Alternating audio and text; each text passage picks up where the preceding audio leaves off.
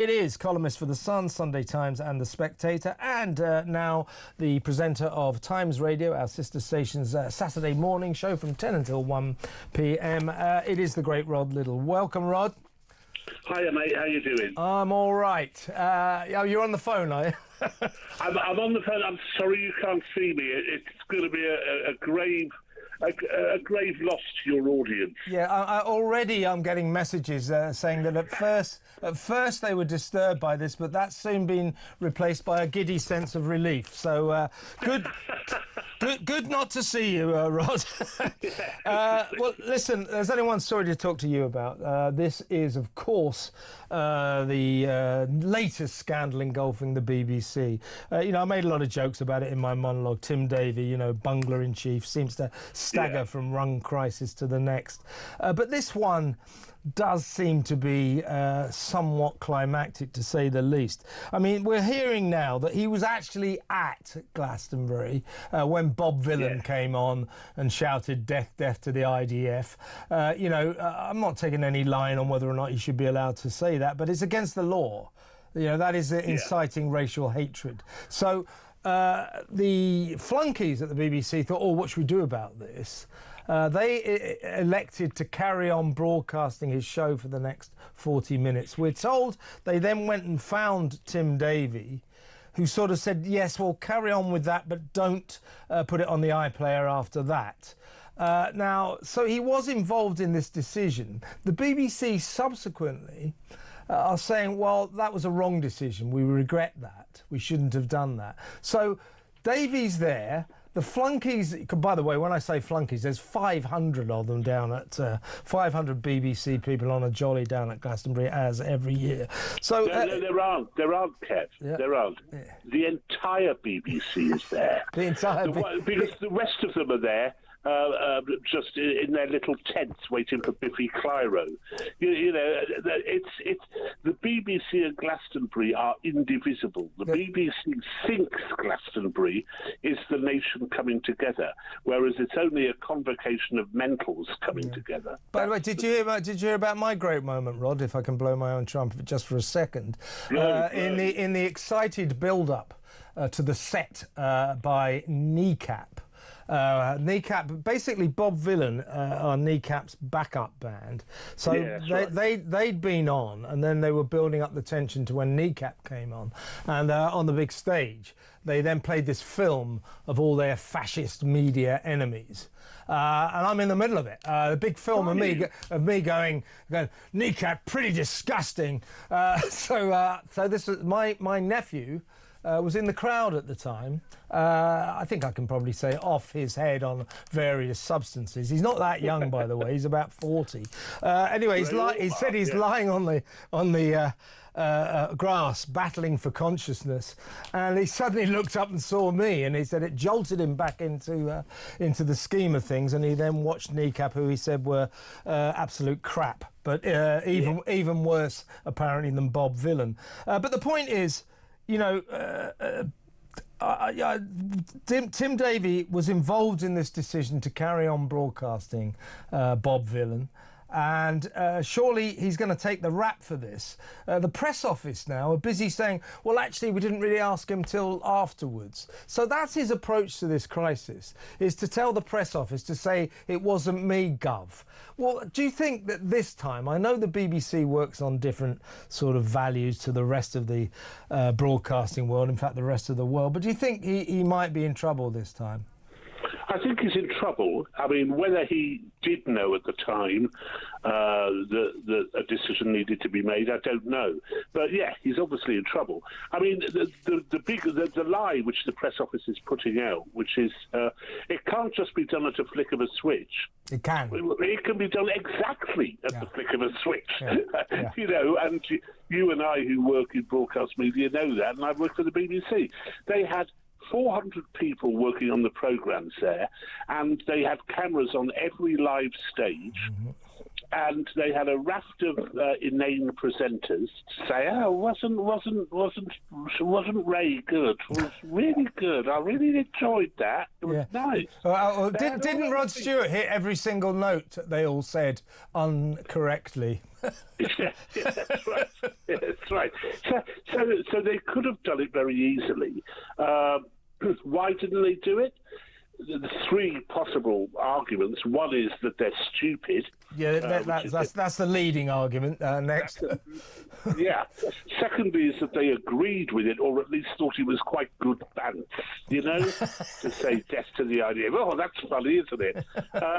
And the third thing is that they were paralysed by fear, that they just didn't know what to do. And either way, it's bad. Frankly, I don't think Bob Vylan should be up in court for saying this stuff. I'm not sure that. I'm not sure. It is against the law, I suppose, but I'm not sure that saying anything should be against the law. But it's the BBC's assumption that we all kind of are part of the Glasgow community. We people who pay its licence fee, that we all come together and enjoy Glasgow the way we used to enjoy the last night in the proms or the FA Cup final. It's not. Rod, it is actually where white middle-class British people come together, be fair. It is. It's where white middle-class liberals come together and Billy Bragg. That's what it is. And street drummers and tattooists. It's just an awful thing. It's an awful thing. I agree with you, though, Rod. Bob Vylan, he should, if he wants to shout that nonsense, personally, I believe in free speech. I think you should be able to shout that if you want. But we have got laws, and that is technically against the law. That is a call to racial violence. I don't think it's an important call to racial violence because Bob Vylan don't matter a jot. Nobody had ever heard of them before this show, and they won't going forward. They will disband because they've lost their agent and they've had their American tour cancelled. So they're not the brightest things. Do you know what the lead singer's called? Pascal Robinson Foster. His name, isn't it? His brother's called Porsche and his sister's called Paris, and he's from the mean streets of downtown Ipswich. Yes, that's right. Yes. Straight out of Suffolk. Exactly right. But the point is, the BBC, it's our state broadcaster. The law, I suppose I have to say, was allegedly broken here. There's clearly a case for this guy to be investigated, and the BBC, it was incumbent upon the BBC to cut him off immediately the moment he chanted death to the IDF, but they didn't. And I thought it was interesting yesterday, while the rest of the media was absolutely consumed by this story, the BBC was leading on the fact it was a hot day, so therefore the end of the world must be nigh. No, hang on, Kevin, hang on. Did you not notice the other thing they did? Go on. This is bigger, and it's more indicative. So on Sunday night into Monday, every single news bulletin I heard on Radio 4 or saw on BBC One television carried even-handedly discussion of what had happened at Glastonbury. And every single one followed with a story about an atrocity in Gaza.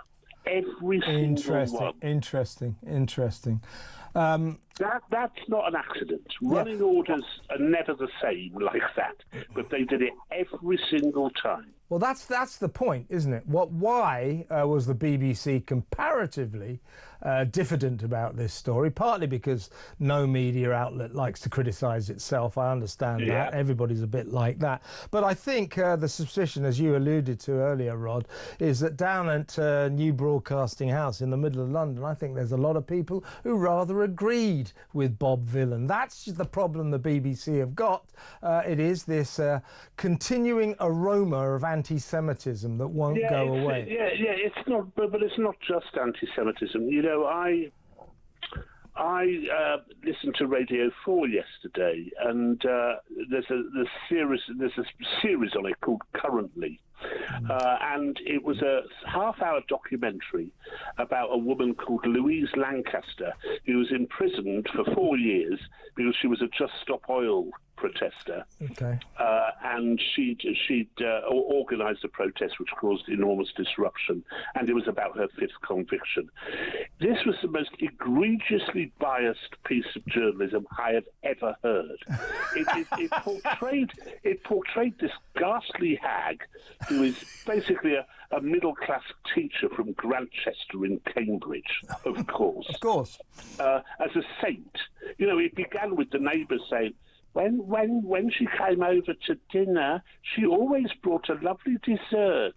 And it went on in this cringing manner for half an hour. Can you imagine them doing the same sort of job on Lucy Connolly? Because it wouldn't happen. I can't imagine that. You're talking, I mean, the BBC's obsessions, I mean, they're in absolute overdrive now because we've had 2 or 3 rather hot days. You know the BBC's climate editor, Justin Rowlett? Do you think he needs help, some sort of psychiatric help at all? Why so? Because he's mad? Because he's insane? Listen, mate, when I was at the BBC, I had to work closely with a number of their environmental people, and they all needed psychiatric help. They're just so full of themselves, and never for a moment doubting that they might be right about everything. Oh, God, their certitude knows no bounds. They're absolutely convinced that they're right, and everybody, all the doubters, that we're not just, people like me and you perhaps sort of take a more sceptical approach to climate issues. I don't take that sceptical approach. You know, I believe it's happening and I believe it's man-made. I don't necessarily believe all the catastrophizing that they do, though some of it undoubtedly is true. But they swallow every single line, hook, line and sinker. But it's not totally, but it's not, you know, we may be contributing, but to suggest that mankind is causing this climate change, I think is going too far. But according to... I don't know. I mean, we differ there, but it doesn't really matter, because essentially I'm on your side on this, in that it brooks no room for doubt about anything. You know? No, exactly right. I just think the BBC should instigate a new policy in terms of their climate change department, their journalists there, and start employing people who aren't certifiably insane, to start to get some people, you know, who can actually think logically and coherently, because their climate change reporting is just, it's like a comedy, it's a joke.